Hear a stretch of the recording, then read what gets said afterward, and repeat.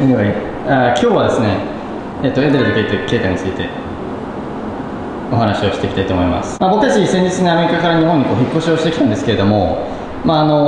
の時にね、その猫ちゃんたちを、日本に連れてこれなかったというところで。Before we start, I want to say that we just told you guys this the other day, but we've been dealing with this process since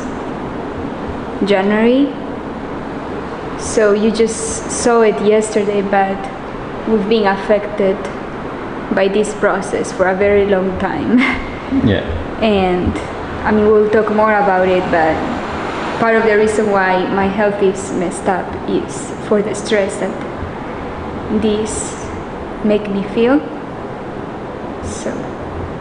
I hope you guys understand the result. 視聴者の方からしたら、ね、いや、なんか置いていくなんて最低だみたいな感じに、取っちゃってもしょうがないというか、順番がちょっと逆になっちゃったからね。そう、なんだけど、ね、理由は説明しましょうか、今から。じゃないと、意味わかんないもん。という感じで、今からちょっと説明をちょっとさせていただきたいんですけども、日本語でいい、そっちの方が分かりやすいからね、パパッと。結論から言うとですね、その獣医さんのミスで、猫ちゃんたちを連れてくることができなかったっていうことが結論なんですけれども、それでいうと、前回のコメントでもあったのが、ね、なんかちょっと山貝さん、特に山貝さんね、その多責が過ぎるよと、そうなんか他の人の責任に押し付けるばっかで、ね、言い訳ばっかでみたいなことなんだけれども、これに限ってはでも多分その本当に獣医さんのあれかなとは思いますね。We wanted to bring Eder and Keita in 2020 to Japan for the summer. So we've been familiar with this process for quite a while now. At that time, we decided not to bring them, even though we did the whole process in Texas, because Corona and because, it didn't happen.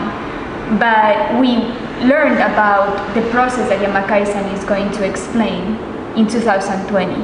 And we did the process in the veterinarian in Texas. So that's why what you're gonna know now, it makes more sense. When we moved to California and we decided that we wanted to bring them to Japan this summer, I tried to contact so many veterinarians in Santa Barbara. Like, it wasn't like the first one, oh yeah, let's do it here.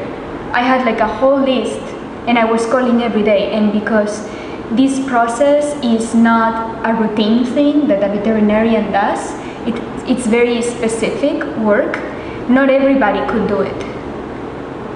So at the end, after 20 calls, I found one that could do it within the next week, because some of them said, oh yes, we can do it, but the next appointment is in a month or in 2 months, because we were new clients. So that's how we end up in this veterinarian. The first thing, I was calling many times, to many people. The first thing I would say is, we need to do this process. We need to bring our cats to Japan. Can you help us with this? Are you able to help us with this process? Some people were honest and they said, no, sorry. But this veterinarian said, yes, we can help you. So that's how we began the process with them, because they said, yes, we can do this. We can help you with this. We have knowledge with this. で、何が結局どこが引っかかってダメなかったかっていうと、いろいろね、その猫ちゃんたちを連れてくるにあたって、ルールがあるんですけれども、1個だけこの引っかかったのが、2回のね、First is microchip. Yeah, but it was clear. で、ワクチンを2回打たなきゃいけなくて、1回目と2回目で、2回目を打った後に180日ね、そのアメリカで待ってからやっと日本に引っ越しをできるよっていう。で、180日に待つっていう期間があるんですけれども、それをこうやってて、で待って、じゃあそろそろその引っ越しの準備もね、本格的にしようかっていうところで、日本のね、その空港のところに電話してメールを書いて送ったら、ちょっとこれね、間違えてますよっていう風になりまして、何かっていうと、本当はね、その1回目のワクチンを打って期限があるんですよ。その間の期限のうちに2回目をね打って、で180円します。なんだけど、その1回目の打ってから期限が切れた時に2回目を打っちゃってて、そうだから、これね成立しませんよっていうふうになっちゃってたんですけども、なんでそういうふうになったかっていうと、1回目は僕たちテキサスで打ったんですね。それこそ 2,3 年前に。でその時に獣医さんに言われたのが、そのワクチンは1年と3年って書いてるけど、結局その中身はね同じなんだと。そうただ書類上関係でただ1年って書くか3年って書くかだけの話みたいな、そうって言われて、でも1年でやってって1年でやって、でそのカリフォルニアでその去年の冬頃です。僕たちはその1回目のねワクチンを打つのがいいのかなって思ってて、それこそ期限は切れてるので、そしたらそのカリフォルニアのその獣医さんがいや1回目のやつまだ有効残ってるよみたいな、これって1年って書いてるけど本当は別にこれ3年効くやつだからみたいな。でいやいいんですかみたいな。でその獣医さんは、その2回目のねワクチンを打って僕たちは180日待ったんですけども、で蓋を開けてみたら、いやそれ1回目のやつ期限切れてますよみたいな。3年有効の中身だとしても書類上としては1年しか持ちませんからダメですよっていう。 The first thing I did was send all their records to him, all the things Eder and Keita had, all the vaccine records, all the previous test records. I even asked the veterinarian in Texas to send us all the scripts, like it's like this big, of all their history, medical history. So this California vet had that. And so having that, he should have known that, okay, this vaccine is expired.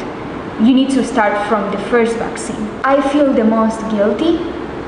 because I feel like it was my responsibility to make sure that they would come, but I'm not a veterinarian. So I did so many researches, I watched so many videos of people who traveled with their cats to Japan, and actually most of them also had little mistakes, because what happened to us is one of the things that could happen, but there are so many little details that have to be fit. And so if you're not a veterinarian, if you're not used to doing this process, if you're not experienced with it, of course you can make mistakes along the way. You know, it's not like, oh, you guys just didn't want to bring them to Japan, or you guys, you know, like, of course, they are our family. But when there's a law, you can't pass that. And since we found out in June, I almost had a heart attack. I didn't just give up. I didn't say, oh, let's just leave them here. I was calling Japan to make sure, is there anything we can do? Is there any other test we can do? Is there any vaccine we can do? We just cannot wait 6 months. And so Japan asked the veterinarian in California to write a letter, because since he said that the 1 year and the 3-year vaccine is the same, Japan was like, it's hard to believe, but let's see, let him write a letter, right? And he did that. In the letter, we have that he says that the duration of immunity, that's what they are asking in Japan, of the 1 year and the 3-year vaccine is the same. He wrote that. We have that evidence. And when we brought that letter to our new veterinarian that had to help us after this, she said, this is not acceptable, because he should have known better. Of course, we have so many emotions towards